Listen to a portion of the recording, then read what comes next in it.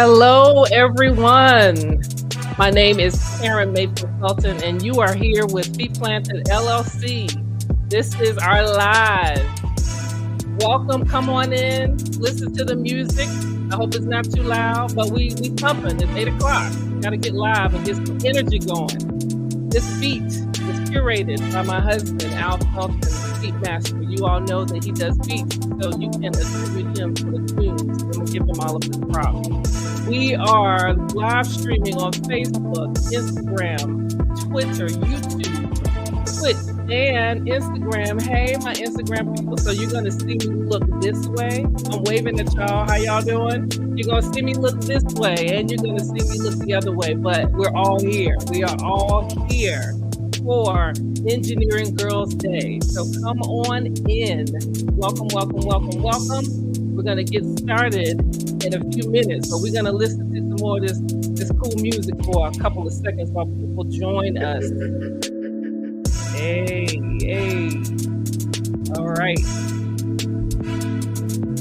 Go ahead and get your beverage of choice, your coffee, your tea, and join us at our live while we talk about how to tell your story on your resume. Okay? I'm going to give you all a few more minutes to listen to this hot beat. Waving at my Instagram folks. And I'm still here with my little bit assistant, Miss Jocelyn Coleman. You're going to hear, see the fingers go up. You're going to hear me talk to her. And you're also going to hear her say some things. She's going to be fielding questions from Instagram. You will not be able to put questions in the chat, unfortunately, on this platform, but you're more than welcome to put questions in the chat, and she is going to let me know what they are. I see my husband is joining. Hey, A-Tail Tip. All right. More folks will join us. So we're going to get started. Welcome, welcome, welcome. Again, my name is Karen Mayfield Felton, and I'm the owner of Feet Planted LLC. I'm excited because we're going to have a conversation tonight about resumes. These two beautiful ladies that you see on the screen are STEMinists. They are baddies in the STEM space. They are my friends, Dr. LaShauna Evans and Miss Yolanda Tanner. They are going to talk to you and give you some advice, answer your questions about resumes. We're celebrating Engineering Girls Day because I am an engineer, chemistry major, chemical engineer by education. I even took the liberty of wearing my National Society of Black Engineers shirt. I rep NSBE well. NSBE has served me well during my early years as a young engineer. I'm not so young anymore, but I just want to let all of you out there know that if you are just joining, go grab your nieces, go grab your daughters, grab your friends, tell them to tune in to Feet Planted LLC. Again, Facebook, Instagram, Twitch, Twitter, YouTube, and did I leave one out? Huh? LinkedIn. Yes, we are also on LinkedIn.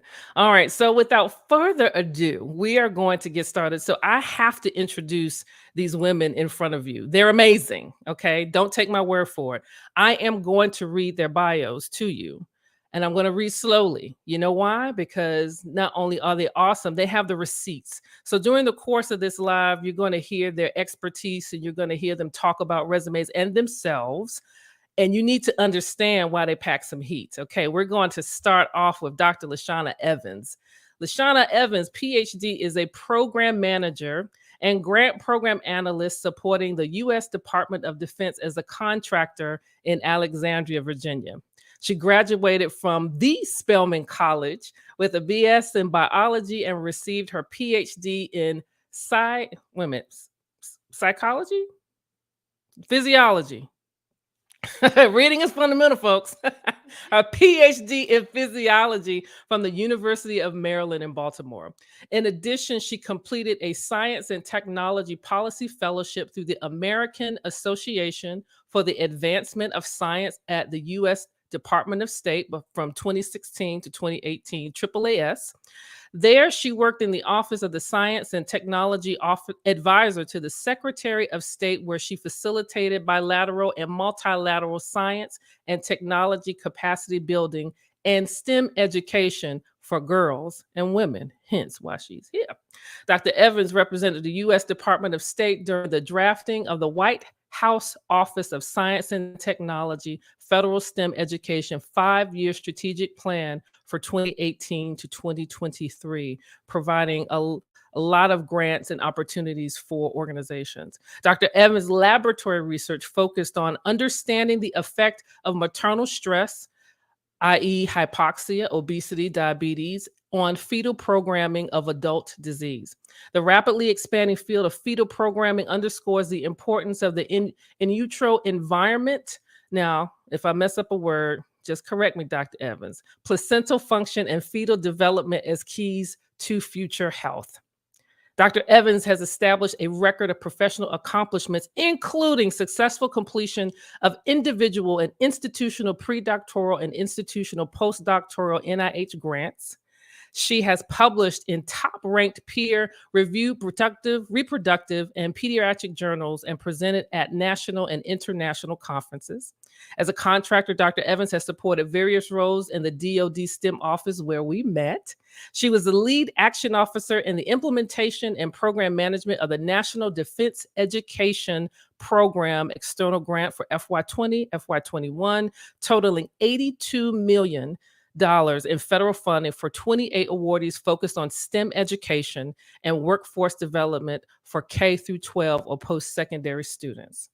She's currently supporting the DoD SMART Program Office, a wonderful scholarship program, a post-secondary scholarship for service program, in executing the SMART Scholar C grant program, international internship opportunity, and HBCU MI initiative, which is historically Black colleges and universities and minority institutions. We spell out acronyms here, okay? Her interest in science and STEM policy was a natural outgrowth for her journey through her academic training. She's very passionate about creating more opportunities, hear me now, for women, girls, and persons of color in STEM. Dr. Evans enthusiastically seeks to develop policies and strategies that will facilitate capacity building and enhance workforce development of scientists, engineers, and innovators in the 21st century. Y'all put your hands together for Dr. LaShauna Evans. I don't have the sound. I don't have the sound for clapping, but I can clap on my own. All right. Welcome, Dr. LaShauna Evans. Pleasure to have you on the platform. I am also going to introduce Yolanda Tanner. Yolanda, STEMinist, top right of your screen, has been in the Department of Defense for over 40 years in the capacity of a United States Marine Corps service member, defense contracted systems engineering, and civil servant. Thank you for your service, Ms. Tanner. She is an operational research analyst with service as the Naval Information Warfare Systems Command Science, Technology, Engineering, and Math Federal Action Officer, National Lead. Whew, I just said a mouthful. In addition to the Naval Information Warfare Center, being the Naval Information Warfare Center STEM Director. In the role of the NAVWAR STEM FAO, which is Federal Action Officer, she has provided input which positively impacts naval STEM in the areas of policy, strategies, and evaluation, which led STEM programming across the Naval Information Warfare Center's Pacific and Atlantic and across 6 states. As NAVWAR STEM FAO, STEM Director, and strategist, she is keenly adept in operationalizing initiatives into actionable efforts. Let me decode that. What that means is that she puts her work where her mouth is and where her experience is. She operationalizes it, meaning she makes it happen for those of you out there. In addition to being recognized for best practices, she has created collegiate outreach programs, mentored and professionally developed team members and colleagues, and during COVID, designed and implemented STEM virtual internship programming, which incorporated the 21st century skills of collaboration, communication, creativity, and critical thinking. These are all skills that every individual desiring to pursue a STEM field needs to have. As a leader with a growth mindset, her teams pivoted, reimagined, and synergized Navwar STEM during the first 9 months of the COVID pandemic, which resulted in over 100 events. So we were on lockdown, and you managed to facilitate 100 events. That's awesome. Over her tenure, Navwar increased STEM insight, awareness, and opportunities to tens of thousands of students each year, with a continued focus on developing a technologically Department of Defense future workforce by engaging the workforce of tomorrow through STEM. In her current role, she's currently at Northrop Grumman. She is a Pathways Engineering Department Manager in Space Systems, Payload, and Ground Systems. Now, if you want to know what that is, put your question in the chat now. I can't help you. She can explain that later. The Pathways program within her department is a 3-year rotational program for entry-level professionals. So again, my folks out there, if you are interested, and I mean, you're sitting at the feet of women who can guide you and help you, not just with your resumes, but also with your future career. Through 3 rotational opportunities, employees have guided intentional experiences to acquire a breadth of technical skills to establish a foundation in their career and develop business acumen.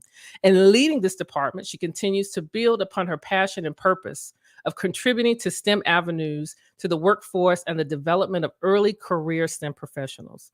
Yolanda embraces complex problems and the intersection of analysis, strategy, and action while using research to positively inform and impact STEM education to the workforce. It's not just a STEM education. It's not just getting you through the wickets of your degree. It's helping you transition into the workforce. I hope y'all are hearing me. Yolanda has a BS in computer information systems, a graduate certificate in counseling, an MA in education, and completed a doctorate at Northeastern University in education with a dissertation emphasis on STEM. Help me welcome Miss Yolanda Tanner. All right. I'm going to unmute y'all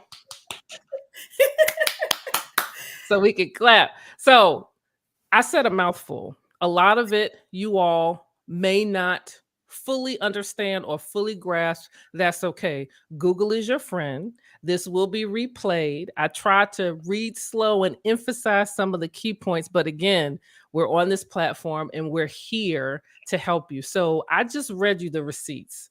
These women they're not just my friends, but they're fellow STEMinists and champions in the STEM space, working every day, solving problems, and they're doing it at a level where they're able to give back and give you firsthand knowledge, literally from academia all the way into the workforce. So I hope that you appreciate the time that they have taken. I know I do. So thank you again for joining me on this platform. So now that we have introduced them to you, let's talk about resumes. So what happened early this week is that Feet Planted LLC had a resume review. So for those of you not familiar with Feet Planted LLC, we're going to get to that later. I'm on all social media platforms. I'm on LinkedIn. I don't have to list them all again. If you want to know more about me and Feet Planted LLC, I highly recommend that you just follow me and look at some of my posts. I am also a STEM professional, 20 plus years in the game, and this is my passion. This is what I do. I connect folks so that they can get the benefit of these women and other women like them, so that you can have a partner, a mentor in your journey for STEM and for greatness. That was a mouthful.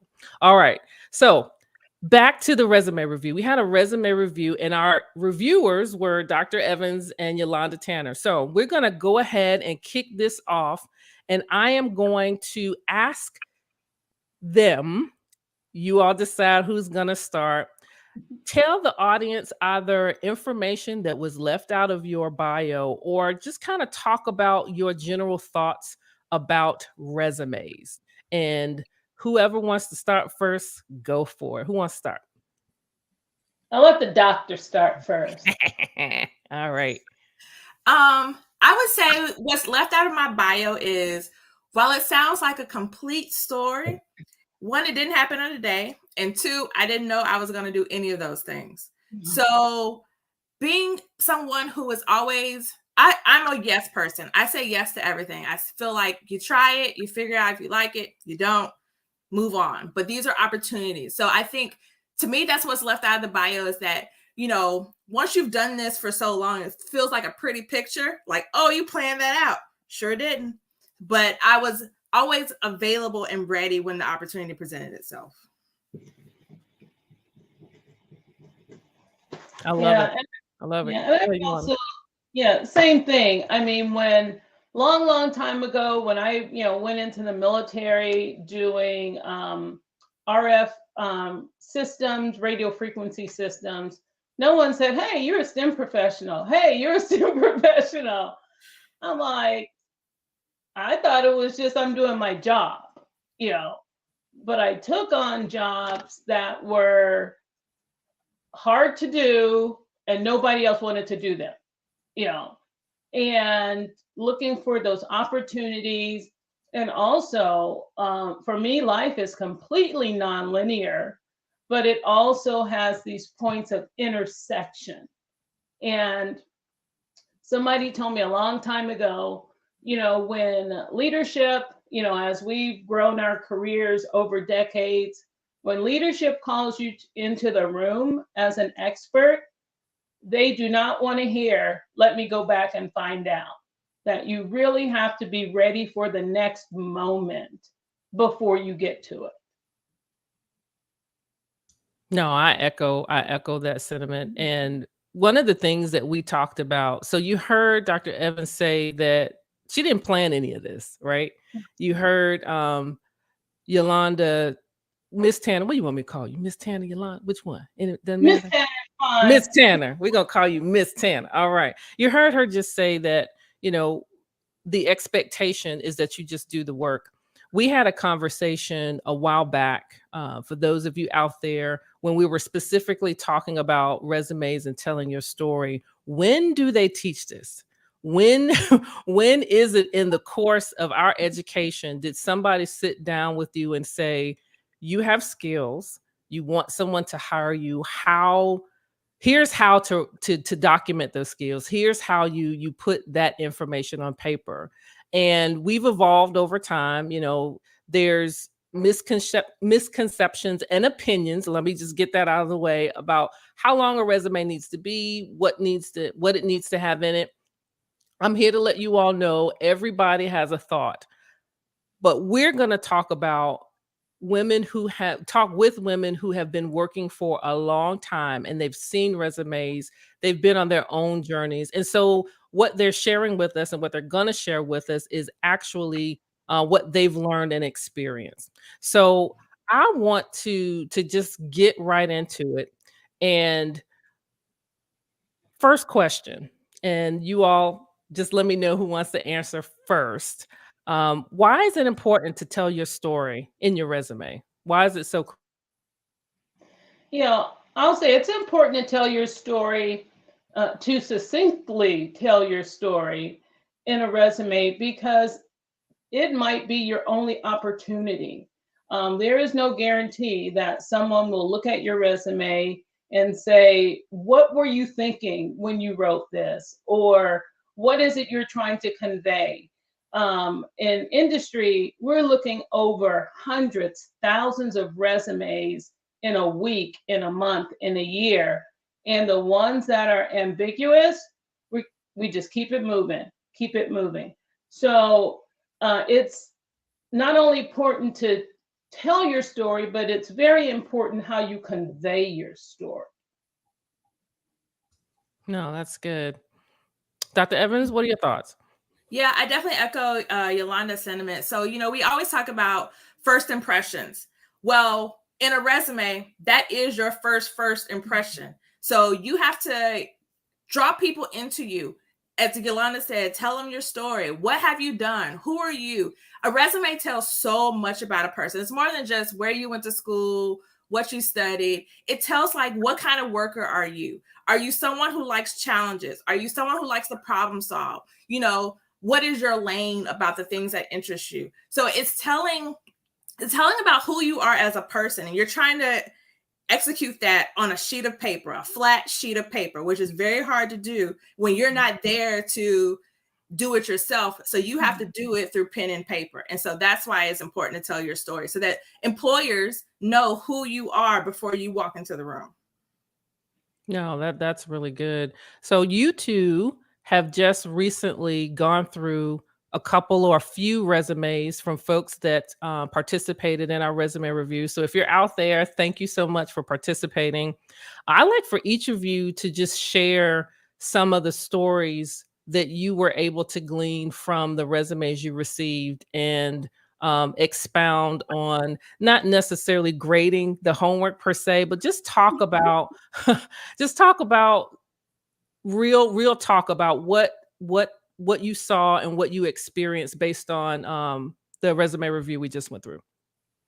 So one of the hardest things it is writing a personal statement, writing about yourself on a resume. It's always hard because you have to think about what it is what in the world do I do? How exactly can I help someone else understand exactly what it is that I do? And also, what is my impact? And so to me, those are things you struggle with when you're developing your resume, and you get better at it the more practice you are, but drawing those things out of you. If someone were to ask you what it is that you do at work, can you tell them through your resume? And that's what you're trying to do. And so sometimes I think a lot of time is that we underestimate the things that we do because it feels so commonplace. I'll say I had a really good conversation with someone this week where she, amongst being a scientist, she definitely did a great job of telling me about all of her science, but she had all these other things that she didn't expound upon. Like she was able to work as a translator in Japanese in a court setting. And so she kind of just put that as like, oh yeah, I'm fluent in Japanese. And I said, this sounds like a paid skill. Is this a paid skill? They pay you for this? I said, oh no, you need to write this as your personal experience. Not only am I'm beyond proficient. And that's why I was helping her understand, like, her knowledge of Japanese wasn't like a hobby. Oh, I know a language. No, I apply this. This is work. And so I think understanding like who you are as a person, as well as something else, she had run a business. And so she just had like a little blip that she ran a business. I said, oh no. I said, you are someone who has handled finances. You know what it looks like to run a business. So if you want to go into research and they want to have a director of a lab to say, not only can you execute these experiments, but can you also balance the budget? Can you also do all of these things that she was able to do? And she didn't expound upon it in her resume. And so I feel like that's a lot of shortcomings that I see that comes across, is that we don't expound upon our skill set fully enough. Yeah. No, that's good. Yolanda, you want to comment on that? Yeah, and absolutely. And along those lines and jumping off of that, we already have this preconceived notion of what information counts, and especially with college students. The only thing that counts is what I did in class. No, because actually, those are the only things you were supposed to do in the first place. You know, that's why you're there. So what I'm really looking for is, and what I find that collegiate students do not put on the page, they may have, they might be a hobbyist, as in they might do hackathons on the weekend. They might do design competitions. They might, be part of a video gaming club and creating, and being creative and creating APIs or graphic user interfaces. I want to know what you're doing that you didn't have to do that was special, and that you dedicated your time to that when you didn't have to do it.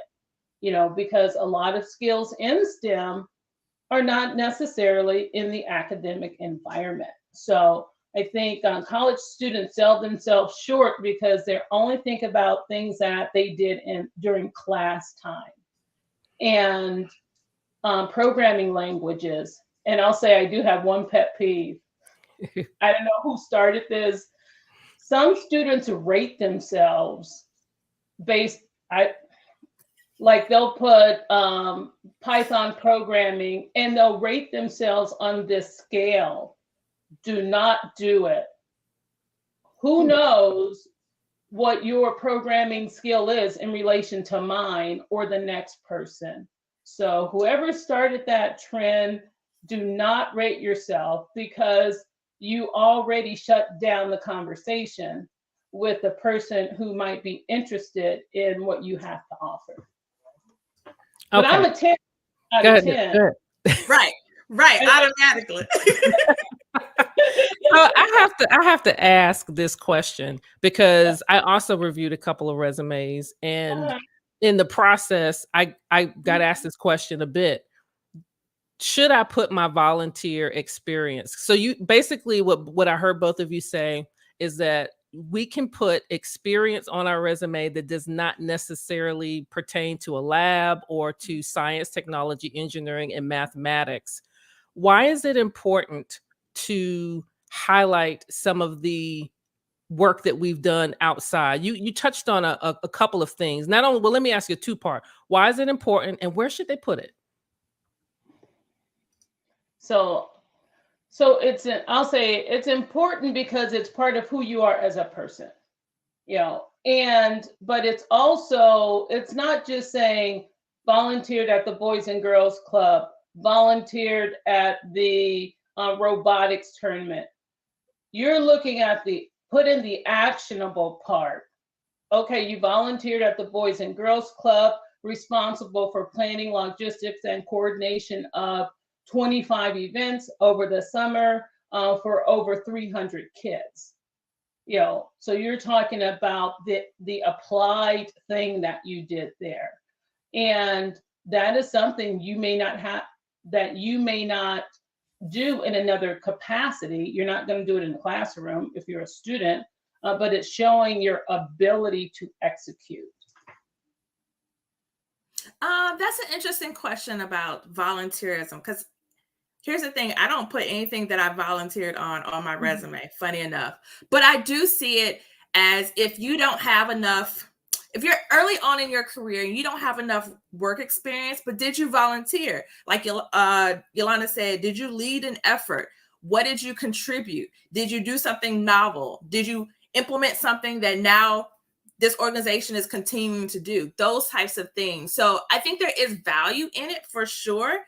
It's just something I don't do. Yeah. And that goes to, where do you put it? I do think it does depend on in relation to other things, because sometimes one category might bump out another category. With college students, the one category I usually tell them to bump out is, if they're a senior in college, you can go ahead and bump out high school. You can, so I'd rather see something else there, because if you're going back 6 years, you can bump out high school. Now, those are really good points. Now, I've said the disclaimer early on, because I know this is going to be recorded and folks may watch this later. There's no one size fits all for resumes. We are expressing our wisdom based on our experience, based on what we've seen. All three of us have been in the seat to hire, have been in the seat to say, hey, this resume sticks out to me. So what you're hearing is not based solely on opinion, but based on what employers are looking for. So there's one question that I actually moved up in the queue that I think you touched on it. And that is, what are tips if you have little or no experience? What do you recommend? And this is typically maybe for the freshman or the high school, but maybe not. Maybe it's just for someone that has been, for example, a stay-at-home mom, or someone that is going back or going into the workforce, and they may not have a lot of experience. What tips or advice do you have for those individuals? So I would say, exactly as we previously talked about, lean into your volunteerism and really think about what it is that you volunteer for. Sometimes you're kind of signing up for things and you're doing things along the course of life. So like if you're a stay-at-home mom, do you do anything at the school? Do you do anything with the field trips? Something like that we don't necessarily think of like, I am volunteering my time. I should put this on my resume. So I think sometimes thinking about what it is that you do daily, that doesn't always have to be part of like, oh, I went to a homeless shelter and we, gave out food or something, but even things that you do at church. I remember I used to count the offering with my mother. So I know, funny enough, I know like how to count the offering. And so, that's not something that is commonplace that people do, or that's something that you can speak towards. Like being in the offering room, they trust you with the money. Like that's the money that has to be counted accurately and also taken to the bank. So that is a trust factor. So understanding your relationship with the things that you do that might feel commonplace, but actually are unique to you and your situation. Again, it goes back to the first question, is how do you tell your story? Yeah. And I would also, I would say for college students, things that you're doing at the university that involve other people. Are you involved in study groups? Are you doing peer mentoring? Are you part of any type of clubs? Are you responsible every week to do something on behalf of X, Y, or Z? Those things are showing that you are showing up. While you're a student at the university, you are showing up for others, which means that you're part of teaming, you're part of interacting, you're a part of a social type of engagement. No, that's really good.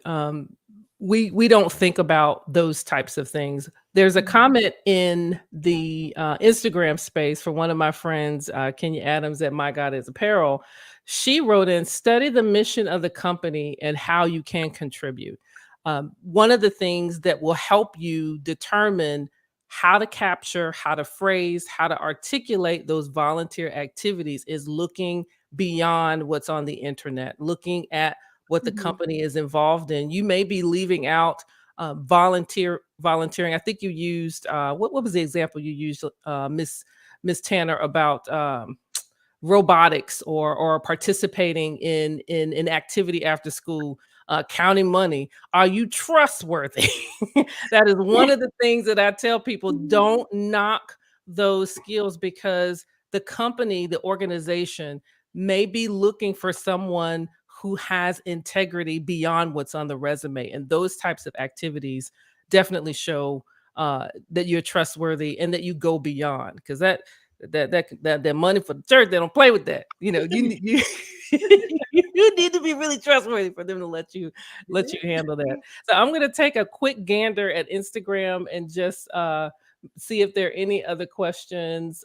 Folks are high-fiving what you all just said and clapping and just letting you know that they resonate with your responses, which is great. So are there any more tips that you have before we move on to the next question, ladies? I would say, and again, I'm more towards the collegiate side, is GPA. Go ahead and just put it on out there.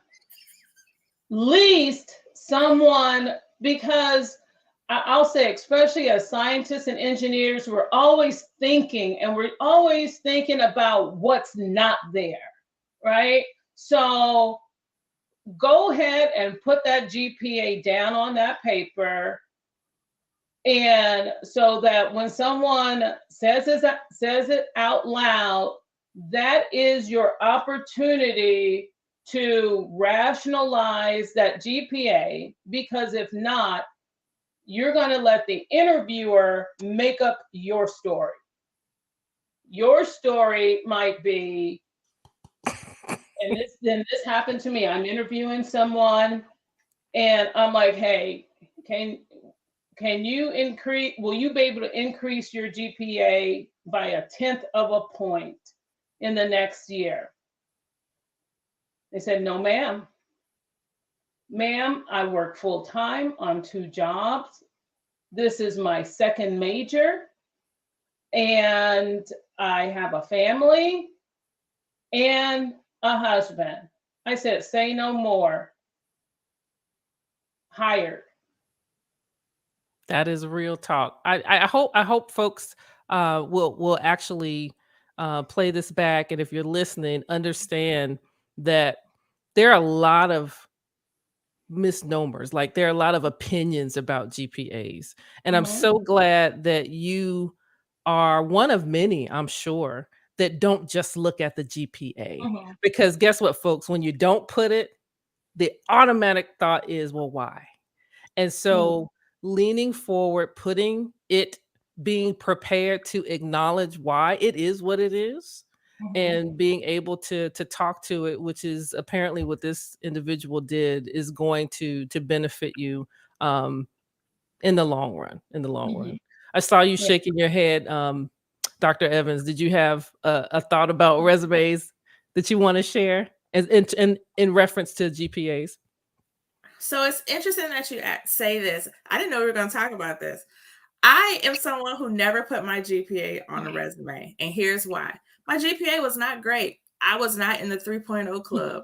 And there's a reason for that, but maturity had to help me understand the reason why I was struggling, because one, I was overloaded every semester, but Mhm, I didn't understand that because I was in this rat race that I don't know. You think I got to do college in 4 years. What happens if I don't?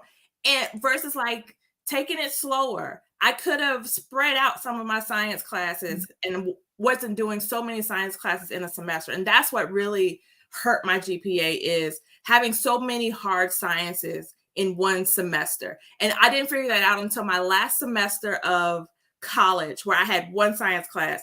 And that was my best semester. I said, oh, it helps when I can only focus on one subject.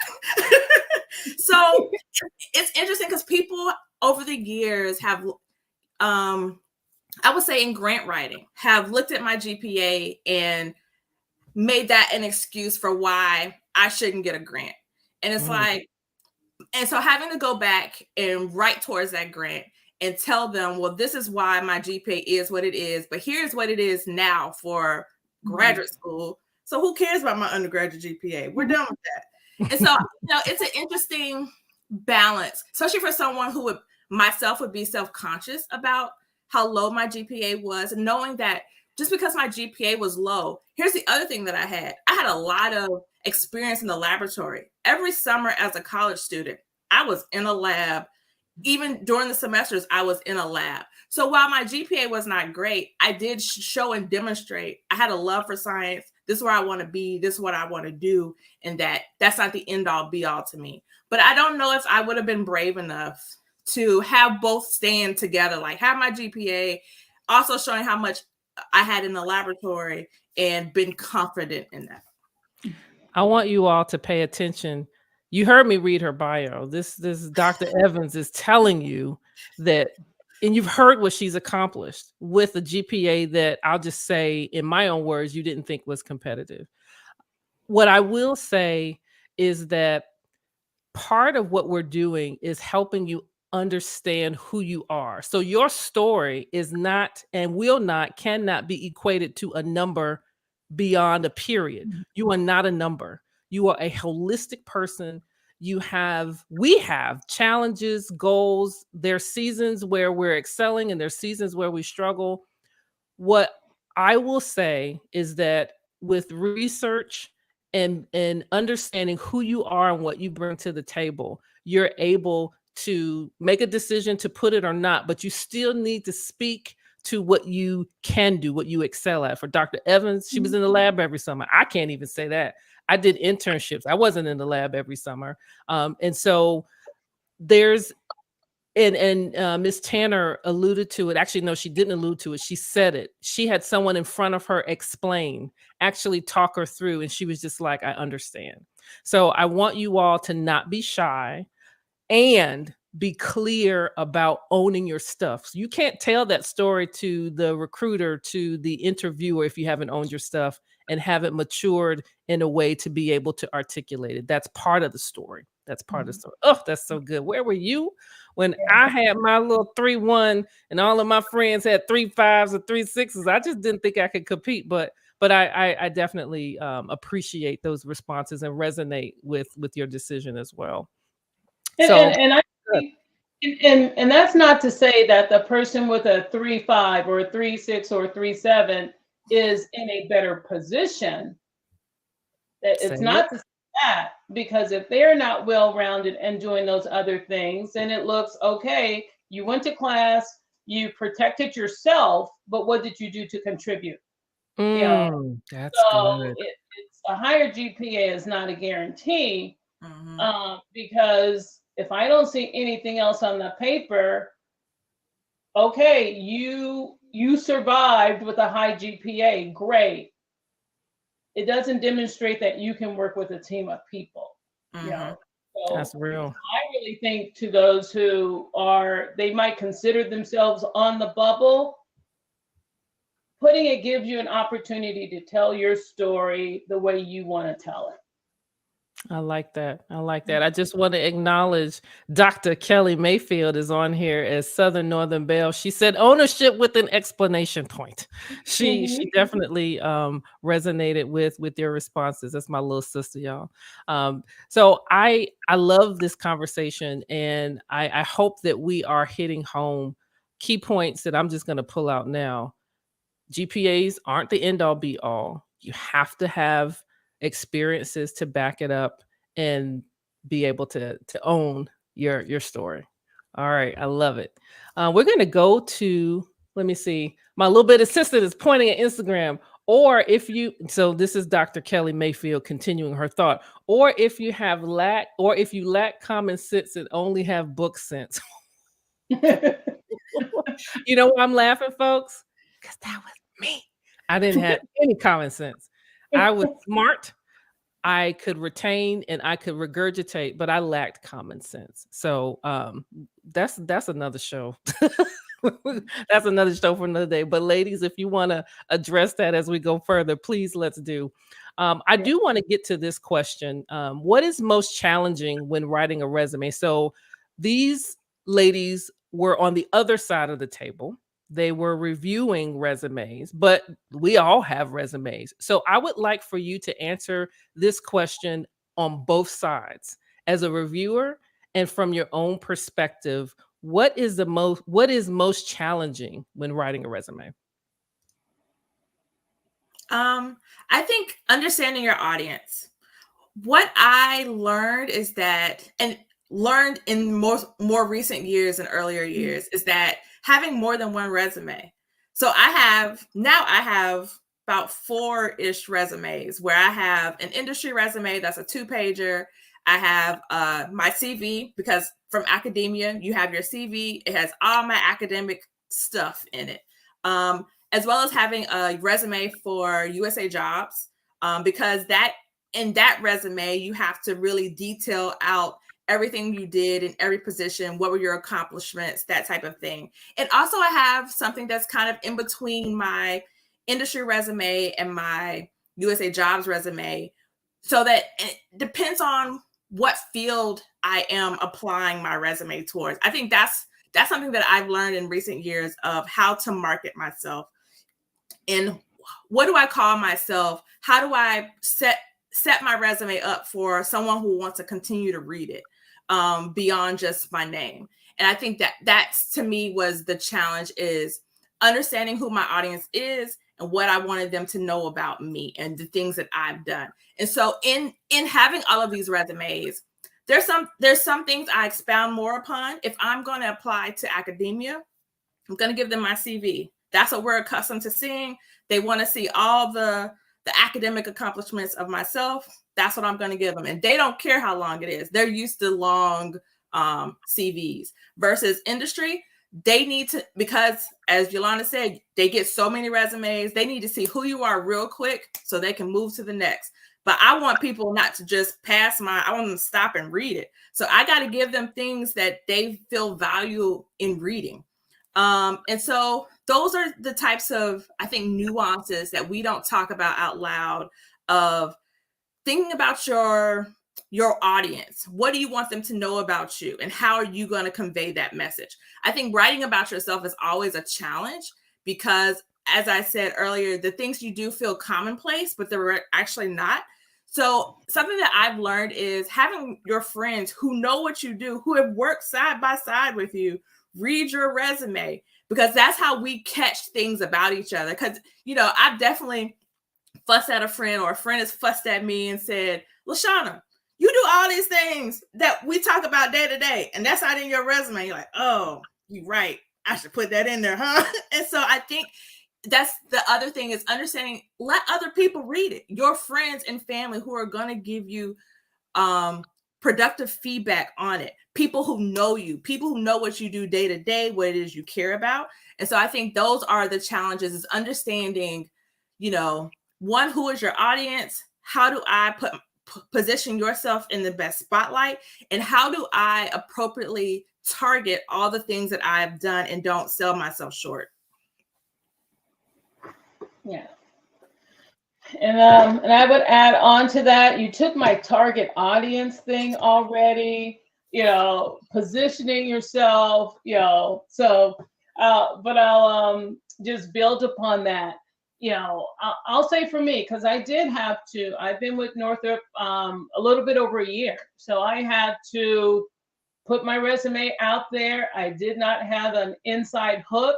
It was just brute force, just a resume. And so it was hard for me to compress decades worth of stuff, because you want to put all your stuff. But I'm like, let me look at the job description again, because they're telling me what they are looking for. And it's not the only thing I put in the resume, but I had to make sure I hit those points for that resume, for that company, for that position. So I may have put some other things, but I literally printed it up and made sure that I understood what they were looking for and incorporated that into my resume. So it was important for me to know what they valued in the person that they were looking to hire, and that message didn't get lost.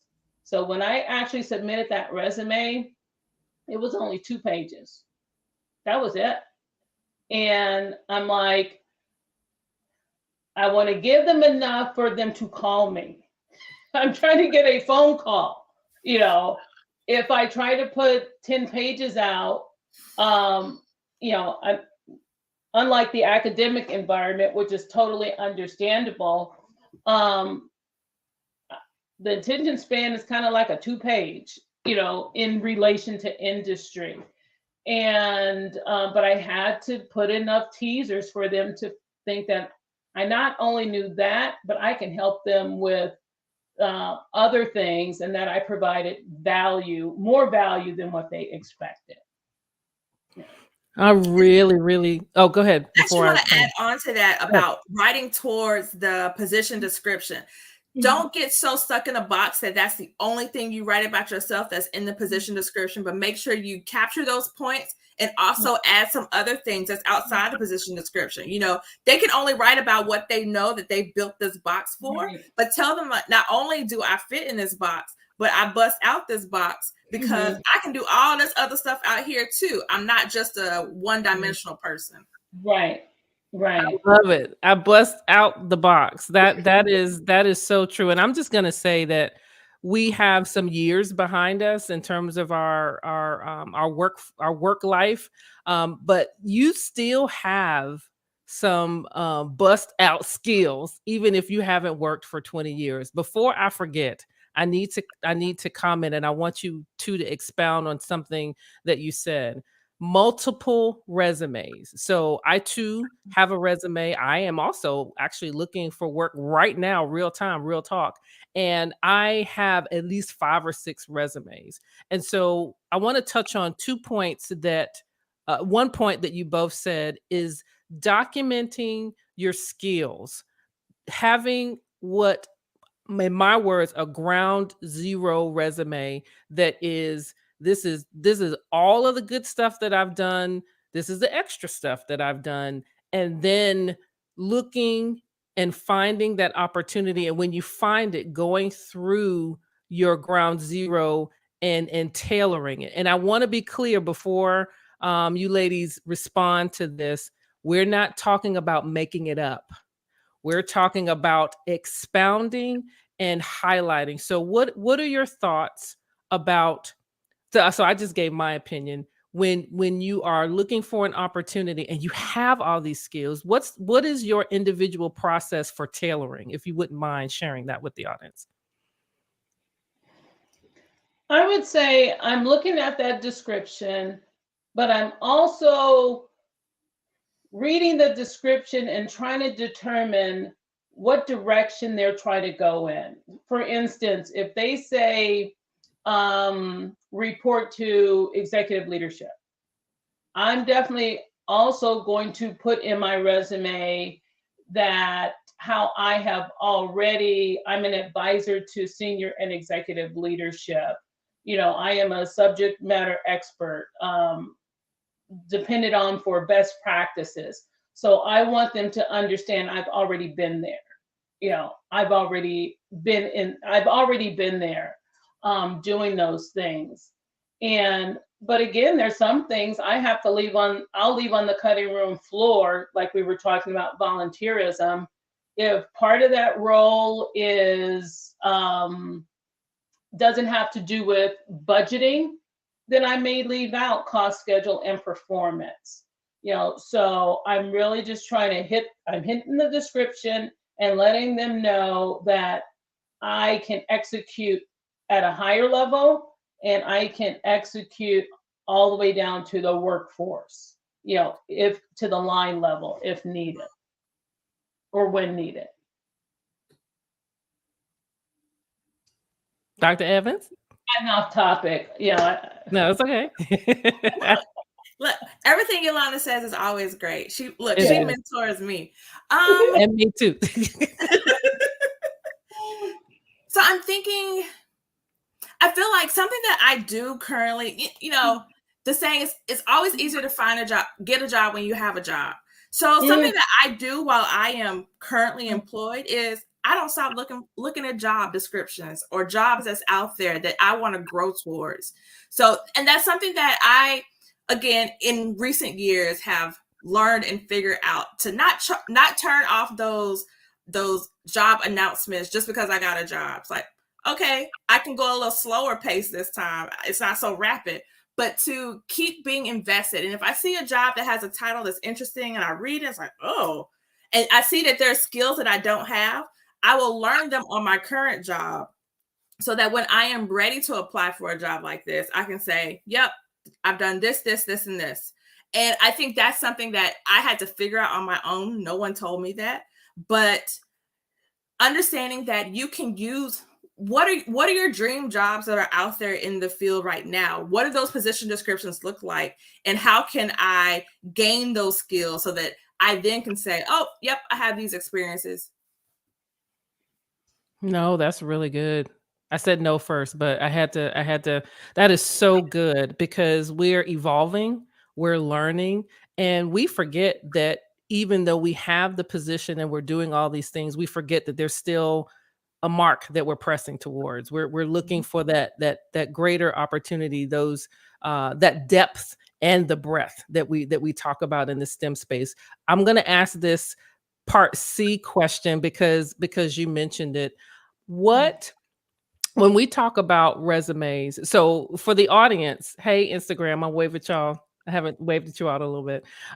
As part of the resume reviews, I opened up the Zoom link and I listened to the beginning and the end of their reviewer process just to make sure, as a good host, that everything was going well. One of the things that I loved that both of them did is that they asked questions. You all asked some really good questions to the review, to the folks that submitted their resumes to be reviewed. Can you share one or two of those questions that I think when we start to look at the why we're looking for a new job or a new opportunity. They're just some good questions that when I listened to, I was just like, wow, I hadn't even thought about that for myself. Do you mind sharing a couple of those questions with the audience? I was gonna let my mentor go first because she's the one who told me to ask questions. I always ask a lot of questions, but I always feel that if I'm going to help someone navigate somewhere, I need to know where you're at. I need to know where you're at in order for me to help chart a course for you to get to your destination. So if I'm just saying, hey, this is what I saw on your resume, and I have no idea where you're at and where you're trying to go, I'm just giving advice, for whatever reason. So for me, it's important to ask because sometimes, like with the ones that I talked to, they wanted a different quality of life or work-life balance, but they assumed that they had to put in for a lower position. No, put in for your boss's position at another company, that same job description, because that might provide you the work-life balance you're looking for. So for the ones I reviewed, it's not like that they loved the fields that they were in. They just didn't see a way ahead to have a better work-life balance within those fields. So I'm like, you know what? Does your boss work 24/7? They're like, no. Well, let's look at trying to get a position like that. So as opposed to saying, go back to school, go get a master's, go get a certification. So to me, that's why questioning is so important in the beginning. No, that is so good. And I believe that that is applicable regardless of where you are in your career job journey. If you are coming out of high school and you want to obtain a job to help you pay some bills and pay for that cell phone that I'm sure your parents are tired of paying for, understand your why. That is very clear. Or if you are an early career professional, you've done 3 years, you're in your position, you've gained some skills, and you're looking for that next step. Ask yourself why and how. And what is it about what I've learned? And this is what I think you're saying, Ms. Tanner. You have correct me if I'm wrong. What have I learned in that period of time that I can document that is going to propel me forward? And then if you're mid-career, like us, like myself, what has the last 5 to 6 years been? Because I'll say this, and I'm not going to apologize, but their advice is so good. It always leads me to another question.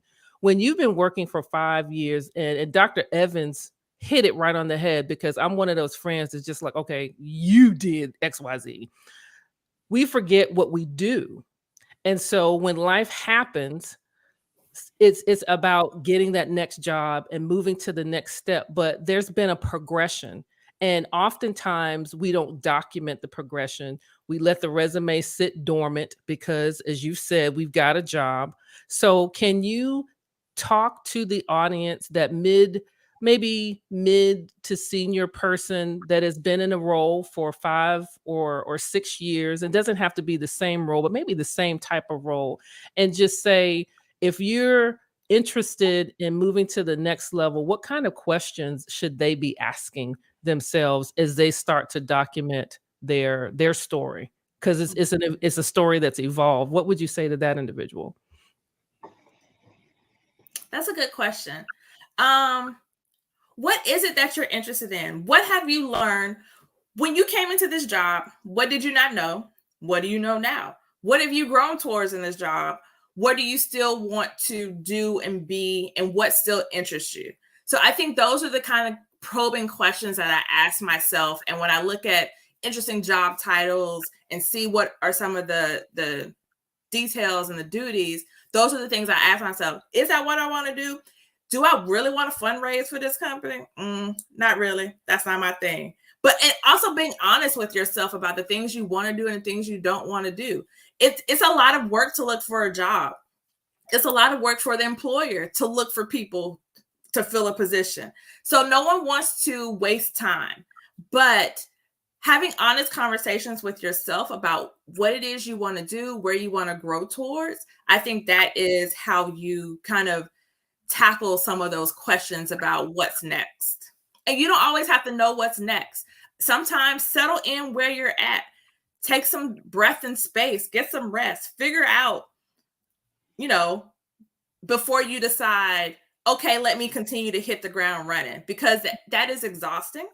And you never give yourself time to thrive in your position if you're automatically thinking about the next as soon as you get it. That's good. That's real good. Miss Tanner? Oh, I was just listening to you guys. No, that is really good. I wanted to get to our last question. Okay. Because I think that this one is more loaded than probably any of the questions that I've asked so far. Because, folks, they're subjective. As I said at the top, these are our informed opinions. These are not just things that we're making up. We're STEM professionals. We've been in the seat to review resumes. We've been to the career fair. We've been in the room writing down the names of the folks that we want to give offers to. We've been there and done that. And so we've seen some resumes that you just want to tell that individual, come sit down with me for a little bit. Let me talk to you. So I am going to yield the floor to both of you to talk about what are some resume do's and don'ts. And the way we can do this is that we can do the do's for both of you first, and then we can do the don'ts, so that we can do don'ts and then do the do's. So however you would like to start, go for it. So I'll start with a don't, but if you do. So if you decide to do, and specific, again, my wheelhouse is collegiate students who are trying to do that early career thing. If you are going to do a short summary, as in I am looking for an opportunity to work with, number one, don't put the exact company, because you're pigeonholing yourself and you might send it off to the wrong company. And number two, don't narrow it down. Let's say you're have a bachelor's in mechanical engineering.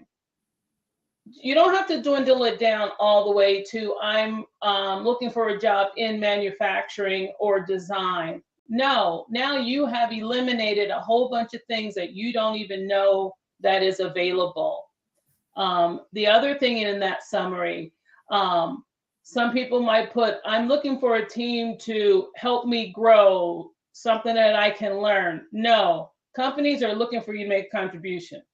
Okay, I'm looking to add value to a team so that I can make a contribution to the workforce. So don't scope yourself too small and then put it as if you are bringing something to the team, as opposed to, hey, I'm just going to be a sponge for 3 years or so. Okay, that's my do and don't for summaries. You'd be amazed at how many people have grammatical errors in their resume. And it's like, did you read this? And so here's the thing, check your work. I am notorious about checking my work all the time. At work, I have so much anticipation about before I hit that send button that I'm double checking and triple checking. Do those things. Read it out loud, because you'd be amazed at things that you find once you start reading things out loud. The other don't I would have is like, have a professional email address. Yes, I have an email address from when I was 18. It sounds like an 18-year-old made up this email address. I do not put it. It is not my professional email address. I also have a professional email address that makes sense. That's not a crazy name. It's my name. That's my email address. So again, you'd be amazed at how you're using your 18-year-old email address and it's like, that's not you anymore. Please let that go. Get a new one. You can have multiple email addresses now. I love it. I love it. Frisky209@gmail. No, don't do that. Right. You've turned so many people. What you don't realize that you've turned off is you've turned off your audience. Your audience now says you don't make good judgment. Why am I gonna have this risk on my team? And that's not what I'm looking for. So that's what you portray when you use the email address that you made up when you were 18.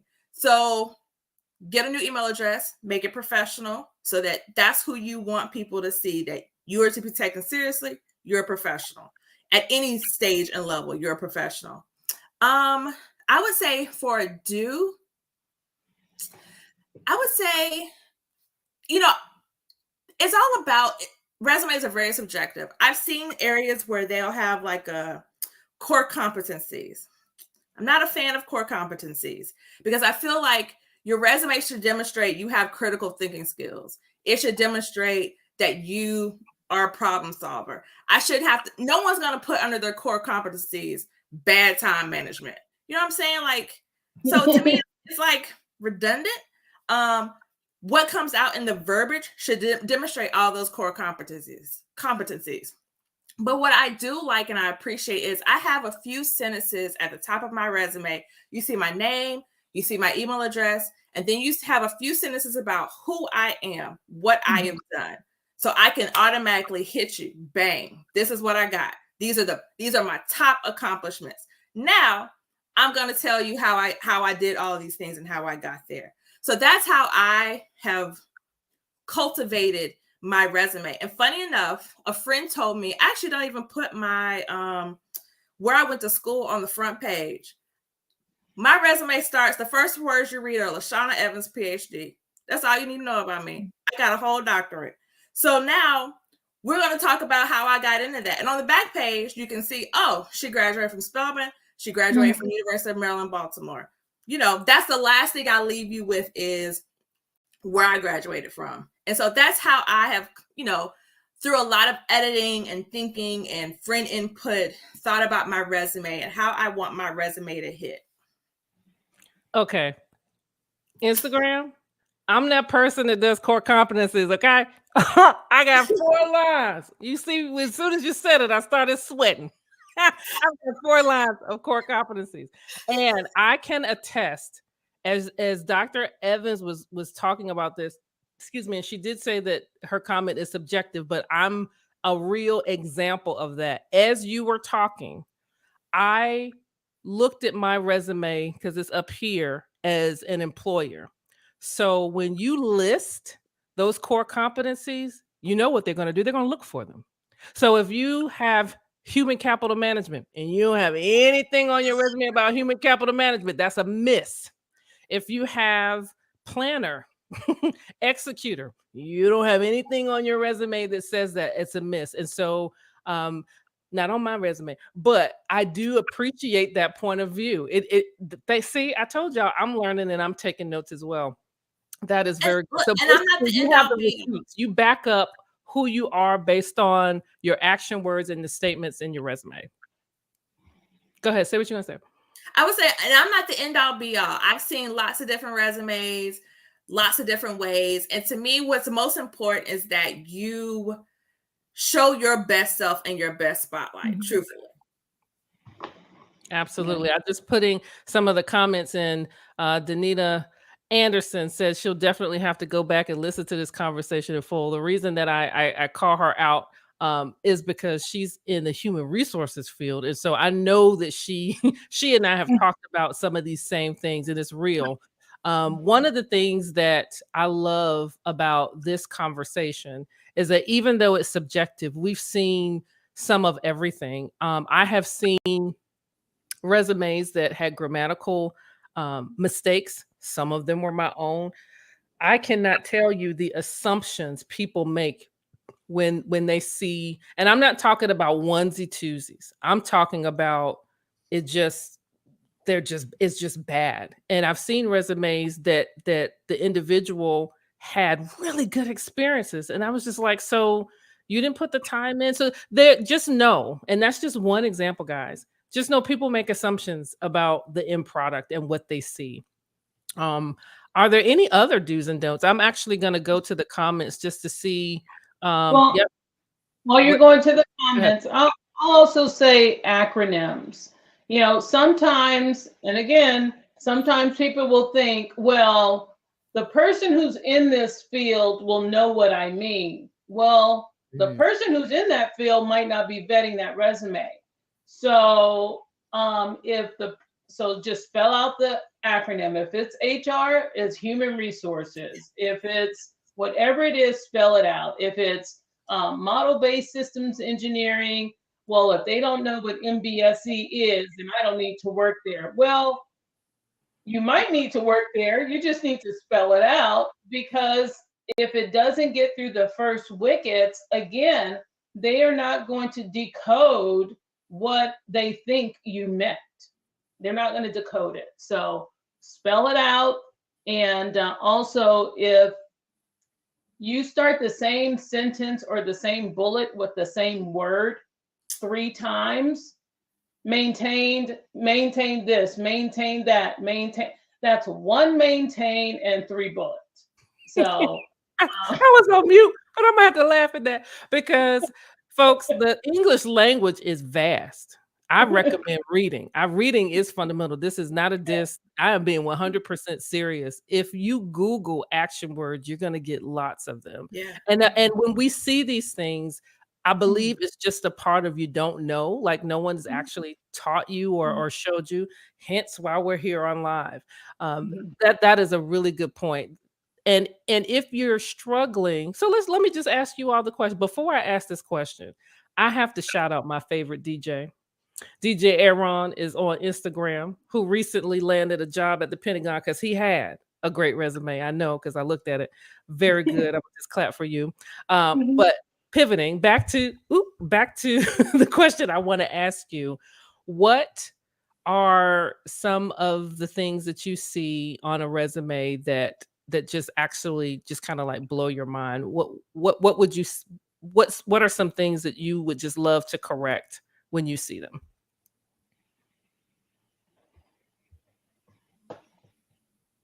I think I went over most of mine. Yeah, Okay, so those are your hot buttons. something else I will say that we haven't mentioned is how long you've been in a position. If I see that you jump from position to position every 3 months, why are we here? You gotta settle down somewhere. A year, the minimum a year, but 2 years, bang it out. And then before you're going to the next place, because what that tells is that you are unreliable, that you're going to take this position and then you're going to go somewhere else. And so, like I said, it's a lot of work for a company to hire someone. There's a lot of interviews, there's a lot of resumes, and no one wants to have to keep repeating that. So to me, that's an automatic tell of, and that's something we actively look for, like how many different positions have you had in such a short time span? I'll say the other thing that I look for that I appreciate is, can I see that you grew in this position that you stayed at? Did you stay at this place for 5 years doing the same thing? Or did you grow? And even growing entitled or growing in responsibilities, but make that demonstrated in your resume. That's really good. That's really good. I was putting up comments while you were talking. So folks are high-fiving. So I'm just going to show some of the comments. Danita Anderson, love this panel. I've had up Danielle Rao, another STEMinist friend of mine, who basically says when she sees that frisky 206 at Gmail, it goes straight in the trash. Y'all really do have to update these email addresses. And the reason why I'm using that is because I've seen that email. And then also, redundancy. I want to just piggyback and say one more thing about the do's and don'ts. What we're talking about are basic things. Nothing that we're saying is not something that you can Google. And yet we go to conferences and we see these same mistakes repeated over and over again. So it is our sincere hope that this information is not only helpful, but it is giving you the inside track, real basic information that you can use to update your resume. All right. I hope everybody hears me when I say that. So one of the things that I love to do when I have lives, and I have some of all of my guests are amazing, but these ladies definitely close to my heart, really real deal, in the trenches. You all just don't know. This is a Yaya. This is part of the Yaya sisterhood of STEM empowerment right here. We are at that point where we've covered a lot of the high level questions that we wanted to address during this live, but I always give my guests the last word, so I'm going to hush, and I would just like for each of you to either expound on a topic, but if there's someone out there that may watch this later and you haven't said it, like, what point would you just like to drill home? So I'm going to yield the floor over to you. Either one, Yolanda. Okay, I'll go. Sounds good. If you're in that early career space, transitioning from college to, to that first full-time job, it's not just have someone, let's say Karen or LaShauna have a family friend. Hey, my kid or my cousin or whoever's getting ready to graduate, can you look at their resume? And let's say you give it to Karen. One of the best things Karen can do is actually give it to LaShauna, because LaShauna is not connected to you and can be a little bit more real and authentic about the feedback. So, so I would say if you give it to another industry, you might have a relative who works in industry, have them give it to somebody else, because that other person is really going to be more critical about it. And you'll be able to take the feedback a little bit better because they're not that close in proximity to you. So have people look at your resume who are, if I want to be a professor, guess what? I'm going to ask faculty members and professors to look at my resume. If I want to be in industry, I am going to look for people who are in industry to look at the resume. So make sure you're looking for those people or making those connections for people who are in the direction of where you want to go. So that'll be my parting words. I'm gonna actually focus on the job search, in that in the job search, it can be daunting. It can feel like rejection. It can feel like a lot of uncomfortable things, but you don't grow through comfort. You grow through discomfort. So I think being open and receptive to several things. One, sending out lots of resumes. Don't kind of like, oh, I found this perfect job, I'm only going to send this one resume and nothing else, and I'm going to wait to hear back from that job. Don't do that, because that's such a variable. We don't know. There's lots of things that you don't know that's going on behind the scenes for that job. They may have found somebody internally that's going to fit that job, and they just haven't pulled the job down from the website. There's so many things that are going on that you are not privy to. So I tend to, when I'm looking for a job, I send out lots of resumes. And I'm not sending out resumes for positions where I'm comfortable or like, all right, got all that, so I'm safe. I send out for jobs that are going to push me, grow me, that I have to reach towards a little bit. I may have 3, maybe I'm going to say maybe there's 10 skills. I got 6 of them, because I want, this is me trying to push my own self and push my own career, that I don't want to just be comfortable and settled. In order for me to grow and learn, I have to make myself uncomfortable, and it's not fun, and it feels like rejection. And there are lots of times, you get a no and your heart is a little disappointed, but you have that pity party. Hopefully it's on Friday, and come back Monday, you are back at it. You're allowed to take breaks while you look for a job or while you're putting out these positions. Like, don't feel, it is a stressful time anyway. It's a lot of matchmaking, and, it's kind of dating, it's kind of speed dating in a bit. And so, take that time, take that space, but always remember that you got to get back in the game. Don't stay out of the game just because you get a no. I love it. I'm sorry, I'm going to keep going on. So something that I've learned is that, so I recently started in a new position, and it took me a year to find this position. And so it can be frustrating that things don't just pop up immediately for you. But here's the other thing that I have to reflect on. One, this position wasn't available a year ago, hadn't even been created. So maybe what I'm looking for has not come to fruition, and it's coming. You just have to keep practicing as far as interviewing. A lot of times I'll take an interview just so that I can practice how to talk about myself, what are these words I'm going to say? So once I'm in my big interview that I'm like, this is the job I want, I've been rehearsed and practice about how I want to talk about myself and what are the things I want to highlight and how I want to tell my story.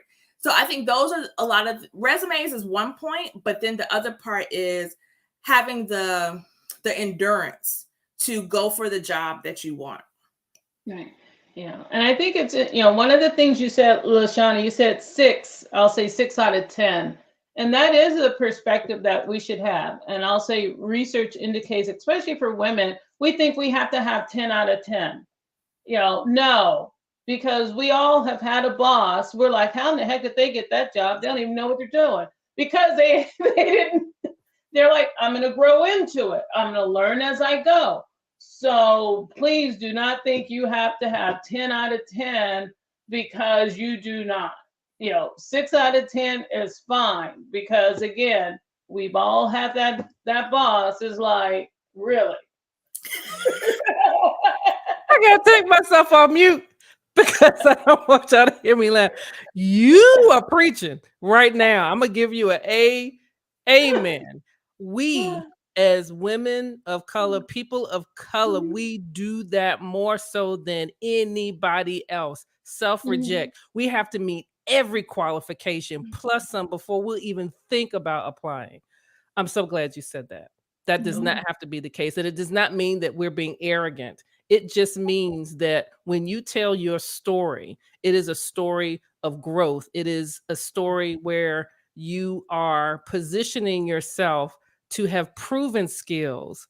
But again, one of the things that I don't think that we realize is that once you've proven yourself, once you are competent, you don't just stop being competent.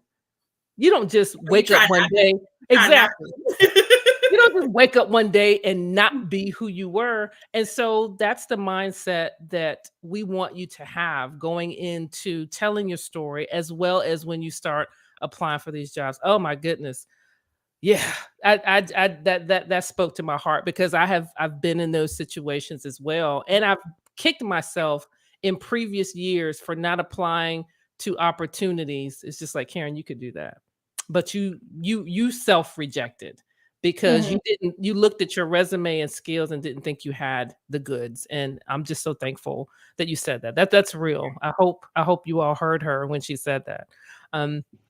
Something my mama would tell me is like, let them tell you no. Don't you tell you no. Absolutely. Absolutely. Let them be the one to decide. And then you can make your own decisions. I want to again thank both of you for the time. So this is an extension. They took time out of their workday to actually sit and talk to folks and look at their resumes and give them feedback. They've taken time out of their day. They've worked a full day to come on this live at 8:00. It is now almost 9:30. So I want to, from the bottom of my heart, thank you for being my sister STEMinist in the trenches, in the midst of full successful careers, doing and implementing what they're telling you to do now, right? You've heard some lessons learned, you've heard their experiences and what they bring to the table, but you've also heard some wisdom. And I hope that you took notes. This is going to be played back. So if you missed it or joined late, you will be able to watch it from beginning to end. I'm going to check the comments just to make sure that there aren't any questions. I think we've covered some really good ground, so there may not be any questions. But before we go, do you all want to tell folks where they can find you? So for my LinkedIn people, if you're watching this on LinkedIn or if you're going to watch this tomorrow, you already know because they've been tagged. Um, and I'm not trying to put you on the spot, but if you want to talk to any of these ladies after the fact, I can put out their information. I've got a little bit assistant over here ready to type it in if they want to share. I'm putting you on the spot. Sorry. Not sorry. So the best way to connect with me is on LinkedIn. Just send me a connect. I'll do an accept, and I actually read the messages and message me through LinkedIn. And that's the best way to get a hold of me. But also in looking at my LinkedIn, it is a testament to how I tell my story. So you'll see on LinkedIn, I have no political opinions on LinkedIn, whether I have them or not. I don't talk about cat videos or all these other things. You will see a consistent thing. And if you're going to connect with me through LinkedIn, it's important for you to know who I am as a person. So that's the best way to get a hold of me, and use the messaging function. Mm-hmm. Wonderful. Dr. Evans? Yes, LinkedIn is the best way to contact me. And something that I didn't think about before, go look at people's LinkedIn. Yolanda Tanner, LinkedIn. I go be very creative and go pull pieces from people's LinkedIn. One person in there write up about themselves. They wrote about themselves as a superhero. And I was like, oh, that's good. Let me think about how I can do that. So I think that's the other thing is like, one, find us on LinkedIn. We are there. We are active. Two, using LinkedIn to your advantage. What are people saying about themselves? How can I use that language to talk about myself? Don't plagiarize, but understanding how to use that prompt to craft a message for yourself. That is so good. I do the same thing. Yeah. I look at how people articulate and tell their story. If you look at LinkedIn, you'll find a lot of different folks that either have their work, or for me, it's my business that is in the forefront, Feet Planet LLC. Regardless, if you are interested, I will point this out. If you're interested in a job or a position and you're on LinkedIn, sometimes the recruiter's name is there. You can go look at the recruiter. Recruiters don't mind being messaged. That's their job. So there are a lot of different avenues that you can use to help tell your story.